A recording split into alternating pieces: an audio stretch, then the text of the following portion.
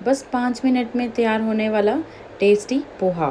Hello friends, आज हम बनाने वाले हैं सिर्फ 5 मिनट में रेडी होने वाला साउथ इंडियन स्टाइल पोहा। ये ना सिर्फ टेस्टी है बल्कि सुपर हेल्दी है और लाइट ब्रेकफास्ट ऑप्शन भी है। चाहे सुबह की जल्दी हो या शाम की चाय के साथ कुछ हल्का खाने का, ये पोहा हमेशा परफेक्ट ही लगेगा। तो चलिए बिना टाइम वेस्ट किए शुरू करते हैं ये क्विक एंड इजी रेसिपी। तो सबसे पहले हम पोहा लेंगे, उसे पानी में से भिगो के निकालेंगे। याद रहे कि पोहा ज़्यादा देर पानी में नहीं रखें, इससे पोहा चिपचिपा हो सकता है। हमने एक बार पोहे को पानी में से निकाल लिया, उसके बाद कोई खुला बर्तन लें और उसमें पोहे को फैला के रख दें, जिससे कि उसका जो एक्स्ट्रा पानी है वो भी सूख जाए और पोहा बनने के लिए बिल्कुल अच्छे से तैयार हो जाए। तो जब एक बार पोहा तैयार हो गया, हमने अपने साथ ही साथ बाकी के इंग्रेडिएंट्स रेडी कर लेने हैं जो कि हमें पोहे में डालने के लिए चाहिए। सबसे पहले हरी मिर्च, काली सरसों, मूंगफली के दाने, नींबू इसमें चटपटा स्वाद देगा, आधी कटी हुई प्याज और आधी कटी हुई टमाटर। आप जितना पोहा बनाना चाहते हैं आप उसी के हिसाब से ही टमाटर और प्याज रखें। तो अब हम कढ़ाई में तेल डालेंगे। इसके साथ ही जब तक तेल गर्म होता है हम अपना पोहा चेक कर लेंगे कि पोहा रेडी हो गया है सूख के। ठीक है, उसके बाद आप देख सकते हैं मैंने इसको फ़ैन के आगे रखा है, किचन फ़ैन के आगे, ताकि अच्छे से सूख जाए। अगर आपके पास ये नहीं है अवेलेबल तो आप कोई भी पंखे के आगे इसको रख के सुखा सकते हैं।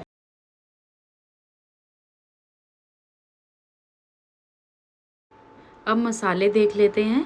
ये वही मसाले हैं जो आपको आसानी से किसी की भी किचन में मिल जाएंगे। ज़्यादा कुछ नहीं, बस हमने इसमें नमक, हल्दी और लाल कुटी हुई मिर्च का ही यूज़ किया है। देखिए ये हमारा तेल गरम हो गया है। अब हम इसमें डाल रहे हैं सरसों और करी पत्ता। साथ ही हम इसमें हरी मिर्च भी डाल देंगे। हरी मिर्च भी ऑप्शनल है, अगर आप तीखा खाना पसंद करते हैं तो ही डालें, वरना आपकी मर्ज़ी। अब इसके बाद थोड़ा सा जब ये ब्राउन कलर में आ जाएगा तो हमने इसमें प्याज डाल देनी है। प्याज को अब थोड़ी देर चला के रखें, थोड़ा सा पकने दें। साथ ही हमने डाल देनी है मूंगफली। ये देखिए मेरे साथ तो मूंगफली डालते समय क्या हो गया, मेरी आधी मूंगफलियाँ तो कढ़ाई के बाहर ही गिर गई। तो खैर छोड़िए, हमने मूंगफली डाल के इसको थोड़ी देर चलाना है ताकि मूंगफलियाँ जो हैं हमारी वो जले ना।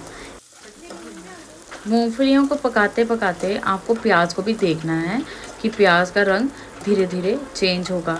अच्छा मुझे बताइए कि किस किस को भुने हुए प्याज की खुशबू अच्छी लगती है, और जब उसमें कड़ी पत्ता हो तब तो फिर क्या ही कहना। और सिर्फ इस प्याज और करी पत्ते की खुशबू ही मेरे पूरे घर में ऐसे फैल गई थी कि सब मुझे पूछ रहे थे कि जल्दी बनाओ, बना क्या रही हो, हमें बहुत भूख लगी है।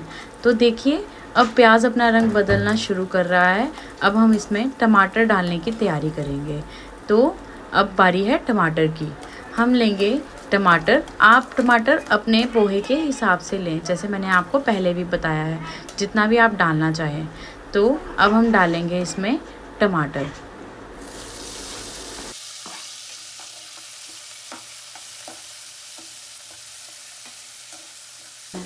याद रहे कि टमाटर को ज़्यादा नहीं पकाना है, हम कोई सब्ज़ी नहीं पका रहे हैं, हमें पोहे के लिए अपने टमाटर और प्याज थोड़े कच्चे कच्चे ही चाहिए।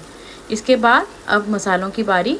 हमने नमक डालना है स्वाद अनुसार, कुछ लोग कम खाना पसंद करते हैं, कुछ ज़्यादा, आप अपने हिसाब से डालिए। इसके बाद थोड़ी सी हल्दी, उसके बाद मिर्च। लाल मिर्च की भी आपकी मर्ज़ी है, आप डालना चाहें तो डालें, वरना आप उसको स्किप कर सकते हैं। अब देखिए इसको चलाते रहें।